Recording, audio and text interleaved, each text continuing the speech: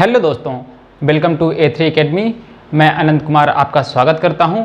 तो दोस्तों, हम अब एमपी का जैसे नदियां पढ़ रहे थे और नदियां में हमने मध्य प्रदेश की सारी इंपॉर्टेंट जो नदियां हैं मैप के थ्रू कवर कर लिए थे दोस्तों। अब हम पढ़ने वाले हैं नदियों से रिलेटेड अगला चैप्टर। जी हाँ दोस्तों, आज हम पढ़ेंगे नदियों से जो रिलेटेड चैप्टर है वो मध्य प्रदेश की प्रमुख सिंचाई परियोजनाएं। जी हाँ दोस्तों, हमने नदियों का कवर किया। अब नदियों के हम देखेंगे बांध। इसके बाद हम देखेंगे नदियों किनारे बसे हुए प्रमुख शहर। जी हाँ दोस्तों, एक ही कॉन्सेप्ट, चूंकि ये चीज़ें एक दूसरे से लिंक्ड हैं इसलिए हम इन चीज़ों को बहुत अच्छे तरीके से कवर अप करने वाले हैं। जैसा कि दोस्तों एमपी के जो भी वनडे एग्जाम होते हैं, चाहे एमपीपीएससी का प्रीलिम्स ले लीजिए और जो पीबी जितने भी एग्जाम कंडक्ट कराता है उनमें सब में यह जो चैप्टर है बहुत ज़्यादा इंपॉर्टेंट हो जाता है।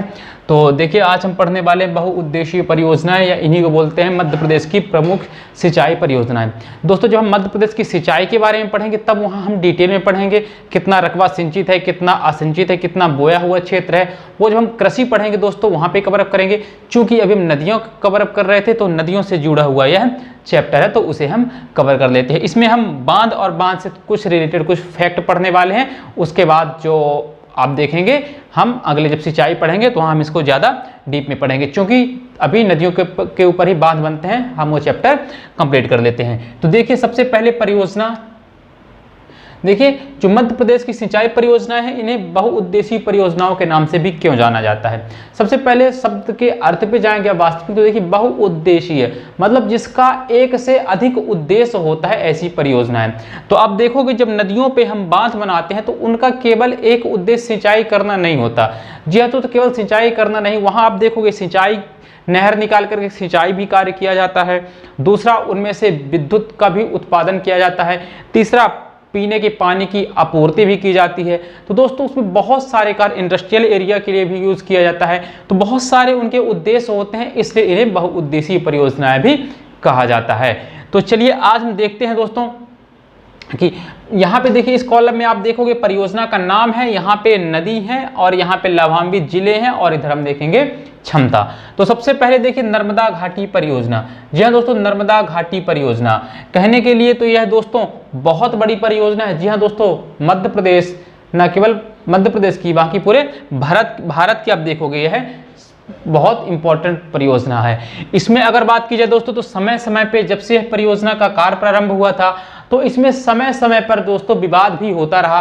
कई आंदोलन हुए, नर्मदा बचाओ आंदोलन भी हुआ। इसके बांध की ऊंचाई को लेकर के बहुत सारे आंदोलन होते गए। आपको पता होगा जैसे नर्मदा नदी जो है यह रिफ्ट वैली में बहती है, यानी कि आप देखोगे एक तरफ तो इसके सतपुड़ा पर्वत है दक्षिण की ओर और उत्तर की ओर विंध्याचल पर्वत है, उनके बीच में बहती है और वो जो क्षेत्र है पहाड़ी क्षेत्र है। तो अगर बांध की ऊंचाई बढ़ाई जाएगी जिसके कारण क्या होगा, पहाड़ का ज़्यादा क्षेत्र क्या हो जाएगा, डूबित क्षेत्र हो जाएगा, जिसमें से क्या होगा कई सारे दुर्लभ प्रजाति के पेड़ और वहाँ पे उसी क्षेत्र में बहुत सारे जो आदिवासी लोग रहते हैं उनके जो ग्रामीण क्षेत्र हैं उनकी बहुत सारी जमीन डूब रही थी और पर्यावरण को भी बहुत ज़्यादा नुकसान हो रहा था। अब आप देखोगे जो सरदार सरोवर बांध बना हुआ है नर्मदा नदी पे, वह गुजरात के आसपास के क्षेत्र में आता है और गुजरात वाला जो क्षेत्र है दोस्तों वह भूकंप पेटी में भी आता है। तो अब देखिए वहाँ भूकंप भी आने की संभावना काफ़ी ज़्यादा रहती है। आप देखते होंगे कि जो गणतंत्र दिवस यानी कि 26 जनवरी को आया था भूकंप 2001 में, तो काफ़ी भीषण भूकंप आया था। तो इन सब चीज़ों को लेकर के इनमें समय समय पर विवाद होता रहा, फिर भी यह परियोजना आखिर जो सरदार सरोवर परियोजना थी वह लॉन्च हो गई। तो अब देखिए नर्मदा घाटी परियोजना के अंतर्गत अगर बोला जाए तो इसमें नर्मदा नदी है, नर्मदा नदी और उसकी सहायक जो 41 रिवर्स है। जी हाँ दोस्तों, 41 नदियां हैं, उनमें मिलाकर के ये परियोजनाएं बहुत ज़्यादा परियोजनाएं हैं। लेकिन हमें जो एग्जाम के पॉइंट ऑफ व्यू से इंपॉर्टेंट है वो 5-6 परियोजनाएं ही देखनी है। तो सबसे पहले आप देखिए सरदार सरोवर। जी हाँ दोस्तों, सरदार सरोवर परियोजना। अगर बात की जाए सरदार सरोवर परियोजना तो यह कहाँ स्थित है, सरदार सरोवर जो बांध है अगर बात की जाए तो यह केवड़िया गांव, भरूच, बड़ोदरा। जी हाँ दोस्तों, बड़ोदरा कहाँ पे पड़ता है, आप बोलोगे सर बड़ोदरा गुजरात का एक जिला है, तो गुजरात में पड़ता है। अगर बात की जाए इसकी ऊंचाई तो 161 मीटर है और अगर बात की जाए विद्युत का तो आप बोलोगे 1462 मेगावाट विद्युत का उत्पादन होता है। आप देखोगे यहाँ पे जो लिखा हुआ दोस्तों ये कुल नर्मदा नदी का अगर बात की जाए तो कुल नर्मदा नदी का अगर बात की जाए तो 2600 मेगावाट। जी दोस्तों, कुल नर्मदा नदी से 2600 मेगावाट विद्युत का उत्पादन किया जाता है इन बड़ी परियोजनाओं के थ्रू, जिसमें नर्मदा नदी से 27.55 लाख हेक्टेयर खेती सिंचित की जाती है। आगे बात की जाए दूसरे बांध की दोस्तों, तो इंदिरा सागर। इंदिरा सागर अगर बात की जाए दोस्तों, इंदिरा सागर बांध स्थित है खंडवा जिले में, और इसी के आसपास के जिले क्या है, लाभान्वित होते हैं। तो आप देखोगे इसी के आसपास के जिले लाभान्वित होते हैं। 1984 में इंदिरा गांधी ने इसका आप देखो शिलान्यास किया था। अगर बात की जाए अगले, तो यहाँ पे आप देखोगे 1000 मेगावाट विद्युत का उत्पादन होता है। 1000 मेगावाट का विद्युत का उत्पादन होता है। तो आप बोलोगे इंदिरा सागर जो बांध परियोजना है, यह मध्य प्रदेश की सबसे बड़ी जल विद्युत परियोजना है। आप बोलोगे सरदार सरोवर में 1462 हो रही, तो यह सबसे बड़ी होगी? नहीं दोस्तों, ये तो गुजरात, महाराष्ट्र और मध्य प्रदेश तीनों में बट जाती है। अगर बात की जाए यहाँ पे, तो सबसे ज्यादा उत्पादन मध्य प्रदेश में जल विद्युत, सबसे बड़ी जल विद्युत परियोजना कौन सी है? इंदिरा सागर। कई बार पेपर में है, आप इसको नोट डाउन कर लीजिएगा। आगे देखिए ओमकारेश्वर। जी हाँ दोस्तों, ओमकारेश्वर जो बांध है वह भी कहाँ पे स्थित है? खंडवा। और खंडवा में पूछता तो आप बताओगे मानधाता गांव, खंडवा के मानधाता गांव में स्थित है। यहाँ पे 520 मेगावाट विद्युत का उत्पादन होता है। कितने विद्युत का उत्पादन होता है? 520 मेगावाट विद्युत का उत्पादन होता है। अगले देखेंगे आप, अगले फैक्ट, तो अगला जो हमारा बांध है वह है महेश्वर। जी हाँ दोस्तों, महेश्वर कहाँ पे स्थित है? आप बोलोगे सर यह है खरगोन, और खरगोन के आसपास के जो जिले हैं वह इसमें सिंचित होते हैं। ठीक है ना। अब आगे बात की जाए इसमें, तो इसमें कितनी विद्युत का उत्पादन होता है? आप बोलोगे सर 400 मेगावाट विद्युत का उत्पादन होता है। जो पांचवा है आप देखोगे आवंतीबाई सागर, इसी को वर्गी बांध परियोजना भी कहते हैं, जो कि नर्मदा नदी में ही स्थित है। और स्थान की बात की जाए जबलपुर, तो जबलपुर के आसपास के जिले इससे लाभान्वित हैं। अगर बात की जाए दोस्तों, तो यह मिट्टी का बांध है जो कि 69 मीटर ऊंचा है। मिट्टी का बांध है, ठीक है ना, 69 मीटर ऊंचा है। अगर बात की जाए विद्युत की, तो आप देखोगे यहाँ पे 90 मेगावाट, 45 मेगावाट के 2 प्लांट पड़े हुए हैं, जिसमें से 90 मेगावाट विद्युत का उत्पादन होता है।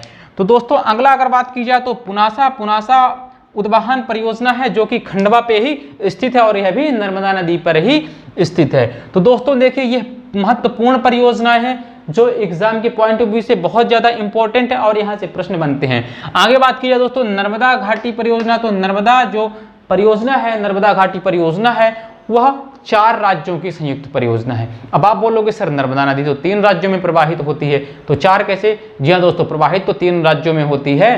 कौन कौन से? मध्य प्रदेश, महाराष्ट्र और गुजरात। लेकिन जो इससे लाभान्वित राज्य हैं वह 4 राज्यों की है परियोजना। कौन कौन सी? तब बोलोगे मध्य प्रदेश, महाराष्ट्र, गुजरात, 3 तो सेम है, चौथा राजस्थान ऐड हो जाता है। तो चौथा राज्य कौन सा हो जाएगा? राजस्थान। तो आपको यह याद रखना है, ठीक है ना। तो नर्मदा घाटी परियोजना में दोस्तों देखिए, अगर बात करोगे आप परियोजनाओं पे, तो आप केवल पढ़ने बैठोगे तो इसमें करीब आप जाओगे तो 600 परियोजनाएं, तो केवल नर्मदा घाटी, नर्मदा नदी पे ही 600 परियोजनाएं बड़ी परियोजनाएं, 2500 छोटी परियोजनाएं। तो बहुत ज्यादा छोटी मोटी परियोजना है, तो इतना एग्जाम में नहीं आता है। जो एग्जाम में क्वेश्चंस आते हैं वो मैं करवा रहा हूं, जो एग्जाम में आज तक पूछे गए हैं वही प्रश्न यहाँ पे हमें पढ़ना है, ठीक है दोस्तों। वाकई पढ़ने के लिए अगर आपको लिस्ट चाहिए, डिटेल चाहिए, तो मैं आपको 500 बांधों की डिटेल दे दूंगा, आप रट लीजिएगा। कोई जरूरत ही नहीं उन चीजों को रटने की। हमें रटना क्या है? जो पेपर में ट्रेंड में चल रहे हैं, जो पेपर में आ रहे हैं, ऐसे क्वेश्चंस ही पढ़ने हैं। आगे देखिए चंबल घाटी परियोजना। अब चंबल घाटी परियोजना मध्य प्रदेश की, ये 2 सबसे बड़ी नदी आप देखोगे नर्मदा नदी है, दूसरी चंबल नदी है, ठीक है ना। तो यहां से आप देखोगे दूसरी जो चंबल घाटी परियोजना है, यह भी बहुत ज्यादा महत्वपूर्ण है। किस नदी पे है? आप बोलोगे सर चंबल नदी पर स्थित है। चंबल नदी मुख्यतः इससे जो जिले लाभान्वित हो गए मंदसौर, नीमच और भिंड। जैसे कि हमने देखा था नर्मदा में कौन कौन से हो रहे थे, तो नर्मदा घाटी से मंडला, जबलपुर, खंडवा, खरगोन, धार, नरसिंहपुर आदि जो उसके प्रवाह क्षेत्र में आते हैं वो लाभान्वित होते हैं। अब आगे देखी जाए तो कई बार पेपर में पूछा गया दोस्तों, चंबल घाटी परियोजना जो है मध्य प्रदेश की पहली नदी परियोजना है, पहली नदी घाटी परियोजना है। कौन सी? चंबल घाटी परियोजना। चंबल घाटी परियोजना मध्य प्रदेश की पहली घाटी परियोजना है, जिसका अगर बात की जाए तो यह 1960 में बनी थी, 1960 में, ठीक है दोस्तों। तो चंबल घाटी परियोजना कब 1960 से स्टार्ट हुई? यह अगर बात की जाए तो मंदसौर, नीमच और भिंड और इसके आसपास के जो जिले हैं वो लाभान्वित होते हैं। यह मध्य प्रदेश की पहली परियोजना है। इसके अंतर्गत दोस्तों देखिए 3 स्टेप में कार्य किया गया। तो जो पहला स्टेप में कार्य किया गया, पहला बांध बनाया गया दोस्तों, वो बनाया गया गांधी सागर। कौन सा बांध बनाया गया? पहला बनाया गया गांधी सागर, जो कि कहाँ स्थित है? चंबल नदी पे स्थित है। अगर बात की जाए तो यहाँ पे मंदसौर और नीमच में बांध स्थित कहाँ है? मंदसौर में, और उसके आसपास के जिले क्या होते हैं? सिंचित या लाभान्वित होते हैं। अगर बात की जाए दोस्तों यहाँ पे, तो इस बांध की ऊंचाई 64 मीटर है। कितनी ऊंचाई है दोस्तों? आप बोलोगे गांधी सागर जो बांध है उसकी ऊंचाई 64 मीटर है। वहीं अगर बात की जाए, बहुत ज्यादा इंपॉर्टेंट है दोस्तों, विद्युत कितनी क्षमता, विद्युत उत्पादन क्षमता, आप बोलोगे 115 मेगावाट। इसमें 23 मेगावाट के पांच प्लांट पड़े हुए हैं। 5 प्लांट पड़े हुए हैं। कितने? 23 मेगावाट के 5। तो 23 का 5 से मल्टीप्लाई कर दीजिए, 23 पंचे 115। जी हाँ दोस्तों, 115 मेगावाट विद्युत का उत्पादन होता है। ऊंचाई अगर बात की जाए तो आप बोलोगे गांधी सागर जो बांध है उसकी ऊंचाई कितनी है? 64 मीटर। आगे देखिए, अगला जो है पड़ता है राणा सागर। कौन सा है दोस्तों? राणा सागर। अगर राणा सागर की बात करेंगे तो यह स्थित है कहाँ पे? चित्तौड़गढ़। चित्तौड़गढ़ कहाँ पड़ता है? आप बोलोगे सर चित्तौड़गढ़ पड़ता है राजस्थान पे। चित्तौड़गढ़ पे स्थित है, चित्तौड़गढ़ पड़ता है राजस्थान पे। इसकी अगर बात की जाए दोस्तों ऊंचाई की, तो ऊंचाई है 54 मीटर। कितनी ऊंचाई है? 54 मीटर। वहीं अगर विद्युत उत्पादन की बात की जाए दोस्तों तो 72 मेगावाट। जी हाँ दोस्तों, 72 मेगावाट, और उसमें 43 मेगावाट के 4 प्लांट स्थापित हैं। ठीक है दोस्तों, चलिए, तो यह दूसरे स्टेप था। दूसरे चरण में राणा सागर बनाया गया। तीसरे चरण में बनाया गया दोस्तों, तीसरे चरण में बनाया गया जवाहर सागर।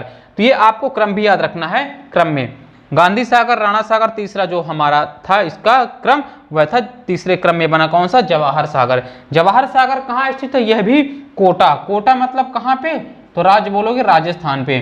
कोटा राजस्थान पे। वहीं अगर बात की जाए तो इसकी ऊंचाई आप बोलोगे सर 45 मीटर ऊंचाई। कितनी ऊंचाई? 45 मीटर।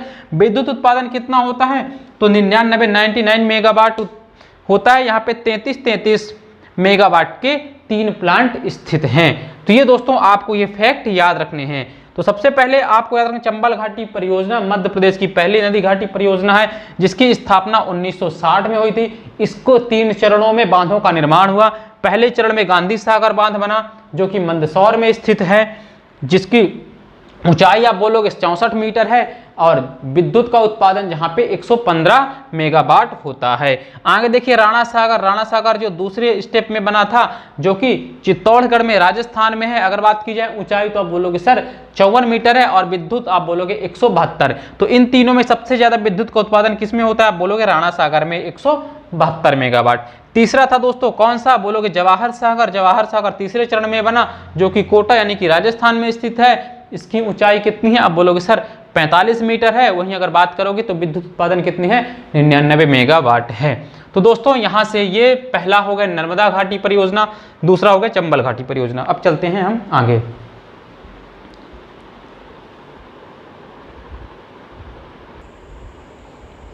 तो अगली नदी है आपकी बामनथड़ी या राजीव सागर परियोजना। अगली परियोजना हम पढ़ने वाले हैं। कौन सी दोस्तों?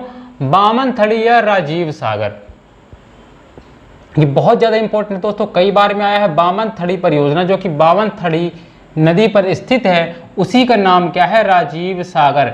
कई बार पेपर में दोस्तों पूछा गया है कि राजीव सागर परियोजना किस नदी पर स्थित है। दोस्तों बामनथड़ी चूंकि नदी है तो आप बता दो कि बामनथड़ी नदी पर स्थित बामनथड़ी परियोजना। तो बामनथड़ी न पूछ के दोस्तों पूछ लेता है राजीव सागर परियोजना किस नदी पर स्थित है, तो ऑप्शन में बामनथड़ी देगा। तो आपको याद रखना है बामनथड़ी आए या राजीव सागर, दोनों का एक ही नाम है। आगे बात की जाए दोस्तों तो ये बालाघाट और सिवनी। बालाघाट और सिवनी कहाँ पड़ते हैं? मध्य प्रदेश के दक्षिण में पड़ते हैं। तो बालाघाट और सिवनी याद रखिएगा दोस्तों, जो मध्य प्रदेश के दक्षिण में बांध बने हुए नदियों पे, छोटी छोटी नदियों पे, यहाँ पे मिट्टी के बांध बने हुए। जी हाँ दोस्तों, मिट्टी के ही बांध बने हुए। तो ये भी कैसा बांध है? मिट्टी का बांध है। तो बालाघाट व सिवनी पे अगर बात की जाए क्षमता तो इसकी 80,929 हेक्टेयर की सिंचाई की क्षमता है। कितनी दोस्तों? 80,929 हेक्टेयर की। आगे देखिए दोस्तों, अगली जो है वह है राजघाट परियोजना। उसी को भांडेर परियोजना कहते हैं, उसी को रानी लक्ष्मीबाई परियोजना कहते हैं, और उसी का चौथा नाम माता टीला परियोजना है। जी हाँ दोस्तों, देखिए कितने सारे नाम, राजघाट परियोजना, भांडेर परियोजना, रानी लक्ष्मीबाई परियोजना और माता टीला परियोजना। ये सारी की सारी एक ही नदी पर स्थित हैं, बेतवा नदी पे, बेतवा नदी पे स्थित है और ये सारी की सारी एक ही हैं, तो आपको याद रखना है। लाभान्वित जिले से कौन कौन से हैं, तो दतिया, ग्वालियर और भिंड। जी हाँ दोस्तों, दतिया, ग्वालियर और भिंड इन परियोजनाओं से लाभान्वित है। अगर बात करते हैं इसकी दोस्तों क्षमता की, तो आप बताओगे क्षमता 1.16 लाख हेक्टेयर। जी हाँ दोस्तों, 1.16 लाख हेक्टेयर। और अगर विद्युत की बात की जाए दोस्तों, तो 45 मेगावाट विद्युत का उत्पादन भी होता है। तो ये कई बार पेपर में पूछा गया दोस्तों, वेरी इंपॉर्टेंट है। चौथे नंबर का जो है राजघाट परियोजना या भांडेर परियोजना या रानी लक्ष्मीबाई परियोजना या माता टीला परियोजना, इसका नाम बदल बदल के बार बार पूछता है दोस्तों पेपर में, किस नदी पे, तो याद रखिएगा बेतवा नदी पर स्थित है, बेतवा नदी पर स्थित है। तो दोस्तों मैं जितने भी यहाँ पे आपको करवा रहा हूँ क्वेश्चन, ये सभी एग्जाम में आए हुए हैं और एग्जाम में भी यही आने वाले हैं, तो आपको ये याद रखनी है। आगे चलिए दोस्तों, अगला जो 5वां है यह है अपर बेनगंगा। जी हाँ दोस्तों, अपर बेनगंगा, इसी का दूसरा नाम है संजय सरोवर। जी हाँ दोस्तों, संजय सरोवर, संजय सरोवर, अपर बेनगंगा का नाम है संजय सरोवर, याद रखिएगा। कहाँ पे, बेनगंगा नदी पर। अब अपर बेनगंगा परियोजना पेपर में पूछेगा तो आप तो आंख मूंद के बता दोगे सर बेनगंगा नदी पे, इसलिए अपर बेनगंगा ना नाम दे देता है क्या नाम, अब बोलोगे सर संजय सरोवर किस नदी पर स्थित है, तो आप बताओगे बेनगंगा नदी पे स्थित है। तो लाभान्वित जिला आप बताओगे सिवनी और इसके आसपास के क्षेत्र। अगर बात करते हैं दोस्तों, तो यह बहुत ज़्यादा इंपॉर्टेंट है, इसका अगला नाम भीमगढ़ बांध भी है। यह दोस्तों 2-3 बार लगातार पेपर में आया था पिछले साल, जब लास्ट ईयर जब क्या हुआ था दोस्तों, लास्ट ईयर नहीं बोल सकते, लास्ट टाइम जब एसआई का पेपर हुआ था दोस्तों, तो 2-3 शिफ्ट में यह प्रश्न पूछा था, भीमगढ़ बांध किस नदी पर स्थित है। जी हाँ दोस्तों, भीमगढ़ बांध किस नदी पर स्थित है। तो ये इंपॉर्टेंट इसलिए हो जाता है दोस्तों क्योंकि यह एशिया का सबसे बड़ा, फर्स्ट दोस्तों सबसे ऊंचा मिट्टी निर्मित बांध है पूरे एशिया का, और विश्व की बात करें तो विश्व का दूसरा बड़ा मिट्टी निर्मित बांध है, इसलिए इंपॉर्टेंट हो जाता है। क्यों इंपॉर्टेंट हो जाता है, जो भीमगढ़ बांध, यानी कि आप उसी को संजय सरोवर कहोगे, उसके पीछे का जो भाग होता है संजय सरोवर, या उसी को अपर बेनगंगा परियोजना कहते हो, बेनगंगा नदी पर स्थित है और उसी का अगला नाम क्या, भीमगढ़ बांध के नाम से भी जाना जाता है, जो कि मिट्टी निर्मित एशिया का सबसे बड़ा बांध है। वहीं अगर बात करें तो यह विश्व का दूसरे नंबर का सबसे बड़ा बांध है, इसलिए यह पेपर में कई बार पूछा गया था लास्ट टाइम जब एसआई का एग्जाम हुआ था। आगे देखिए दोस्तों, अगली जो परियोजना है वह है हलाली परियोजना, इसका दूसरा नाम है सम्राट अशोक परियोजना। जी हाँ दोस्तों, हलाली परियोजना या सम्राट अशोक परियोजना किस नदी पे है, हलाली नदी पे। तो पेपर में क्वेश्चन कैसे पूछता है दोस्तों, सम्राट अशोक परियोजना किस नदी पे है। अगर हलाली परियोजना पूछेगा तो आप हलाली नदी पे बता दोगे, इसलिए इसका जो दूसरा नाम है वह सम्राट अशोक के नाम पर है। और किस नदी पे, हलाली नदी पे। लाभान्वित जिले आप बताओगे विदिशा और रायसेन, विदिशा और रायसेन। इसीलिए दोस्तों जब मैप के थ्रू मैंने आपको नदियां कवर अप करवाई थी तो वहां मैंने इनकी डायरेक्शन बता दी थी कि किन किन जिलों में प्रवाहित होती है। तो आप देखिए हलाली जो नदी है यह किसकी सहायक नदी है, बेतवा की सहायक नदी है। तो याद रखिए विदिशा रायसेन लाभान्वित है। अगर बात करोगे सिंचित तो 37,637 हेक्टेयर क्षेत्र को वह सिंचित करती है। आगे देखिए दोस्तों जोबट परियोजना, जोबट परियोजना ये अभी पिछली बार पेपर जब हुआ था दोस्तों पुलिस कांस्टेबल का, तब उसमें भी ये पेपर में कई बार प्रश्न पूछा गया था। जोबट परियोजना या ऐसे प्रश्न, चंद्रशेखर आजाद परियोजना किस बांध परियोजना का नाम किया गया है, तो ऑप्शन में दिया था नाम बदलकर किया गया है, तो आपको ये याद रखना है। तो पहले चंद्रशेखर आजाद परियोजना यह किस नदी पे है दोस्तों, हथनी नदी पे, हथनी नदी पे। आपको कमेंट बॉक्स में जाकर के कमेंट करना है कि हथनी नदी किसकी सहायक नदी है, हथनी नदी किसकी सहायक नदी है।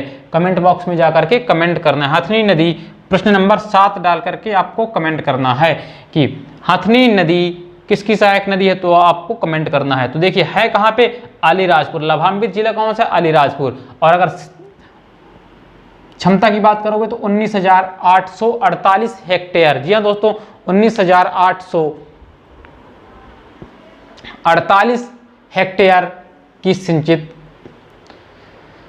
इसके अंतर्गत सिंचित खेती आती है। अब आगे देखिए तवा परियोजना, तवा परियोजना नाम से स्पष्ट है, तवा परियोजना किस नदी पे है? आप बोलोगे सर तवा देवना संगम पर। तवा और देवना जो नदी है उसके संगम पर स्थित है कौन सी? तवा परियोजना। अगर आप जिला बताओगे कौन सा? होशंगाबाद।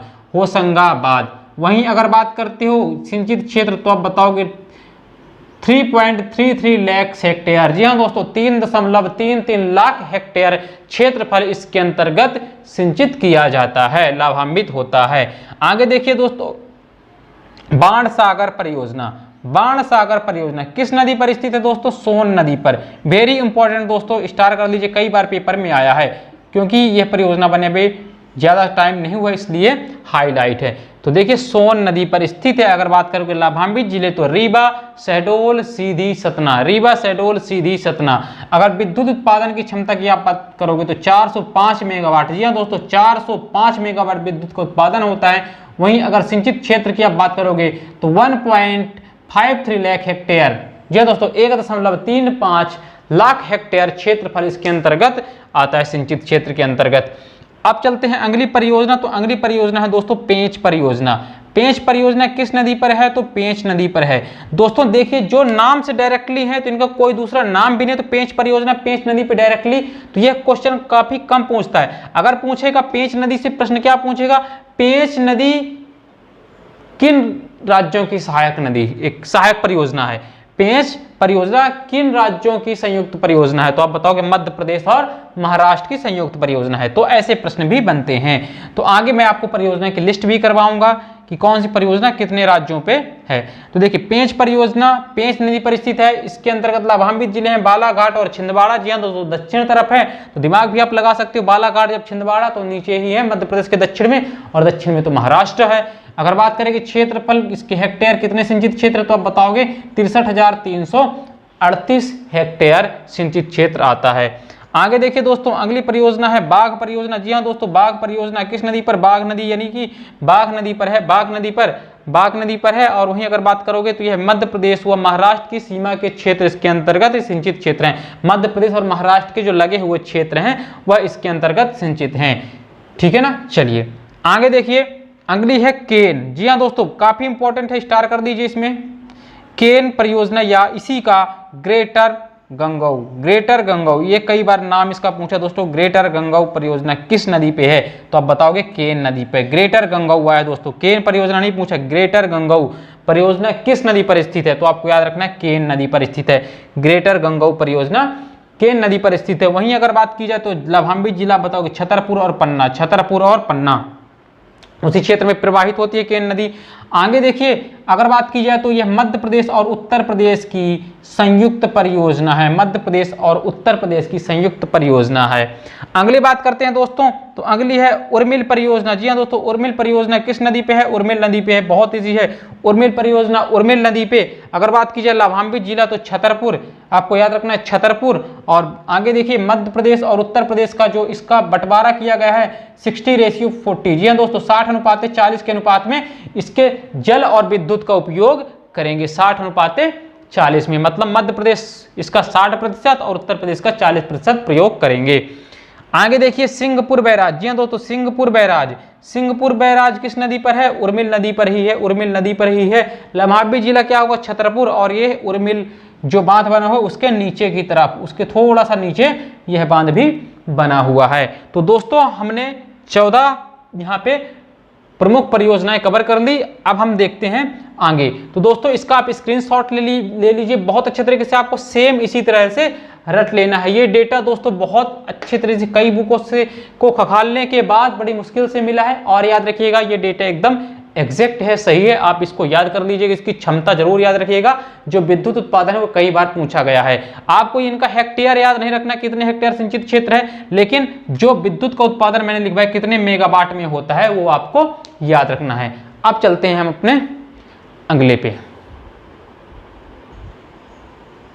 तो जो अगली परियोजना है वो है माही परियोजना।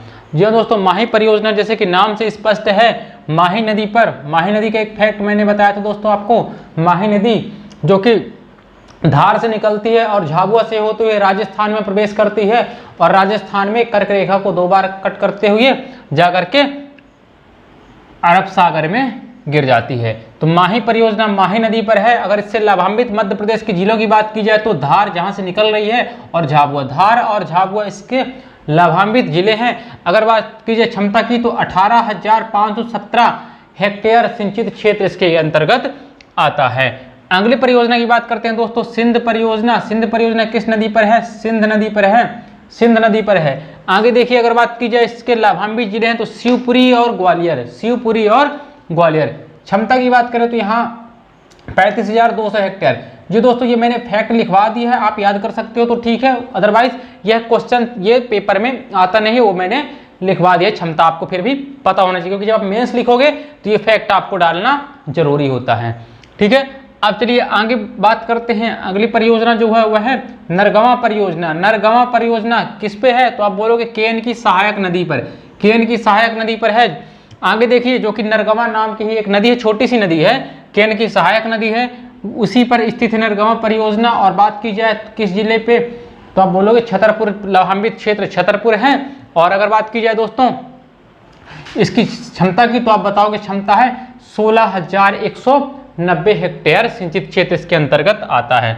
अगली परियोजना है दोस्तों चोरल परियोजना। चोरल परियोजना किस नदी पर है? चोरल नदी पर।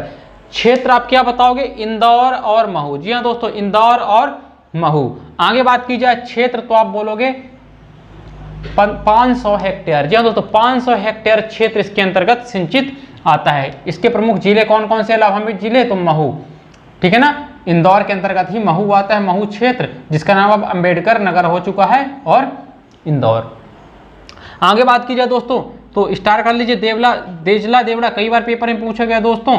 देजला देवड़ा परियोजना किस नदी पर है? कुंदा नदी पर है। देजला देवड़ा कुंदा नदी पर है। दोस्तों मैंने पहले ही बोला कि अगर चोरल परियोजना चोरल नदी, तो ऐसा प्रश्न पेपर में नहीं बनता है, क्योंकि चोरल परियोजना आप लगा के चले जाओगे चोरल नदी, तो जो परियोजना होता है और नदी दूसरी होती है वहां से प्रश्न बनता है। जैसे कि आप देखो देजला देवड़ा तो कुंदा नदी पर है, तो यह पेपर में क्वेश्चन कई बार आया, इसलिए मैं बोल रहा हूँ आप स्टार कर लो। तो देजला देवड़ा परियोजना कुंदा नदी पर है। अगर बात करते हो किस जिले पे लाभान्वित जिला, तो खरगोन, खरगोन जिला लाभान्वित। तो वहीं अगर बात करते हो क्षमता, तो आप बोलोगे 9,000 हेक्टेयर क्षेत्र इसके अंतर्गत सिंचित है। अगली परियोजना दोस्तों सटाक परियोजना। सटाक परियोजना किस नदी पर है? सटाक नदी पर है। यह भी कहाँ है? खरगोन पे है, ठीक है ना, इतना आपको याद रखना है। दिन देखिए अगली है वरना परियोजना। वरना नदी पर, वारणा परियोजना वारणा नदी पर है। क्षेत्र जो लाभान्वित जिला है वो बताओगे रायसेन, और क्षेत्रफल आप बताओगे 60,290 हेक्टेयर। अगली देखिए जो परियोजना है लोअर गोई परियोजना। लोअर गोई परियोजना गोई नदी पर। लोअर गोई परियोजना, देखिए गोई यहाँ पे लगा हुआ है, ऐसे आप याद कर सकते हो। लोअर गोई परियोजना गोई नदी पर। लाभान्वित क्षेत्र बड़वानी, लाभान्वित क्षेत्र बड़वानी। क्षेत्रफल आप बताओगे 13,760 हेक्टेयर। 13,760 हेक्टेयर क्षेत्र इसके अंतर्गत सिंचित किया जाता है। तो दोस्तों यहां से हमने करीब 30 प्लस, जी हाँ दोस्तों 22 यहाँ पे है, प्लस हमने 6 कवर अप की थी कहाँ की? नर्मदा की परियोजना, तो 22 6 28 हो गई, और 3 हमने देखी थी कहाँ पे? चंबल की परियोजना। तो टोटल हमने 30 प्लस परियोजनाएं कवर कर ली इंपॉर्टेंट, जो मध्य प्रदेश की हैं। तो आपको इनको रट लेना है, इससे बाहर का नहीं आने वाला है। अब जब हम अगले वीडियो में देखेंगे दोस्तों, तो हम देखेंगे कि मध्य प्रदेश की जो अगल बगल के जो उसके राज्य हैं उनके साथ जो परियोजनाएं चल रही हैं, जैसे आप बताओगे कि पेंच परियोजना किन राज्यों के बीच है, उर्मिल परियोजना किन राज्यों के बीच है, तो इस तरह परियोजना का नाम दे देगा और पूछ लेगा किन राज्यों के मध्य में परियोजना चलाई जा रही है। दिन नदी वाला जो अगला टॉपिक हम देखेंगे, वहां पे हम देखेंगे कौन सा शहर किस नदी के तट पर स्थित है। उसके बाद आपका नदी वाला टॉपिक कंप्लीट हो जाएगा। तो नदी में दोस्तों बहुत सारा, अगर बात की जाए तो बहुत लंबा चैप्टर भी है, क्योंकि इसमें बहुत सारी चीजें आ जाती हैं, और नदियों से रिलेटेड जितने भी प्रश्न बनते हैं मैं आपको सब कवर अप करवाऊंगा। और इसके बाद जब ये चैप्टर पूरा कंप्लीट हो जाएगा, तब हम अभी तक जितने एमपी पढ़े हैं 12 से 13 वीडियोस जो हमारे कंप्लीट हो चुके हैं, उनके हम एमसीक्यू लेकर के आएंगे। जी हाँ दोस्तों, जैसा कि पुलिस एग्जाम भी होने वाला है, कल नरोत्तम मिश्रा जी ने सिग्नेचर करके करीब 4200 पोस्ट को स्वीकृति दे दी है, तो पोस्ट आपकी कुछ बढ़ भी सकती हैं। तो आपको तैयारी पे जोरों से लग जाना है, और फिजिकल की भी तैयारी करना स्टार्ट कर दीजिए। हो सकता है अगर पीएचक्यू द्वारा एग्जाम कंडक्ट कराए जाएंगे तो सबसे पहले फिजिकल होगा, इसलिए अब फिजिकल की भी तैयारी आप दोनों तरह से प्रिपेयर रहो। मैथ्स, रीजनिंग, एमपीजी के और बायो। जी हाँ दोस्तों, 4 सब्जेक्ट में आपको ध्यान देना है।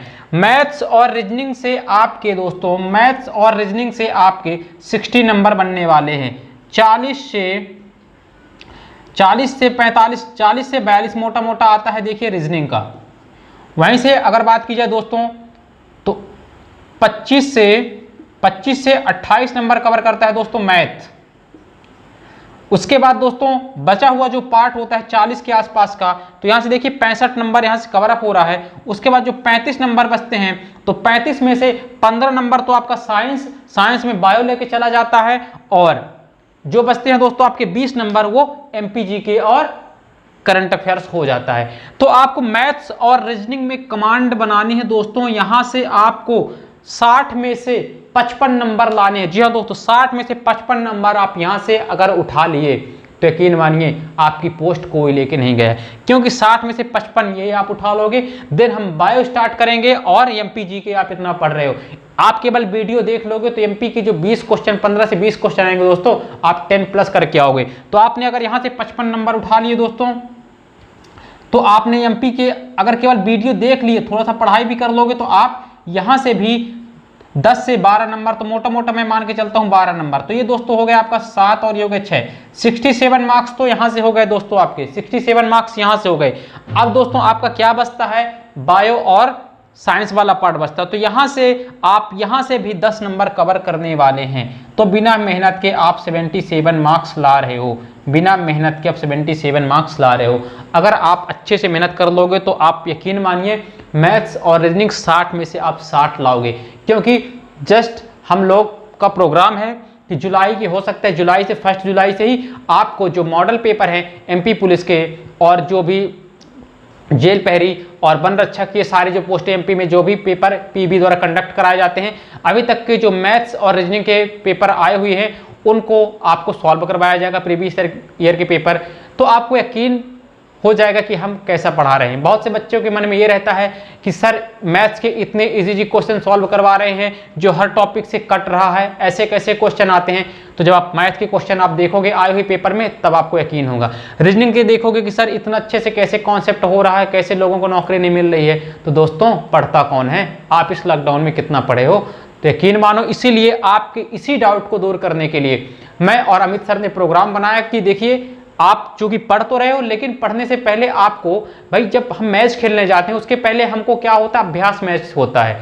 तो अभ्यास मैच चूंकि हम युद्ध लड़ने से पहले रणनीति तो बनाते हैं, तो एक्चुअल पे आप अगर तैयारी कर रहे हो, आपने कभी पेपर नहीं देखा है या इसके पहले कभी आपने पेपर नहीं दिया है, तो आपको भी तो पता होना चाहिए कि पेपर किस टाइप का आता है, क्योंकि आप सिर्फ पढ़े जा रहे हो, चीजें सिर्फ ग्रहण किए जा रहे हो, तो उनको आपको निकालना भी है। तो दोस्तों तो आपको ये चीजें क्लियर हो जाएंगी। ठीक है, तो हम चलिए मिलते हैं अपने नेक्स्ट लेक्चर पे नेक्स्ट कॉन्सेप्ट के साथ। आपने हमें सुना, आपका बहुत बहुत धन्यवाद। Thank you. जय हिंद।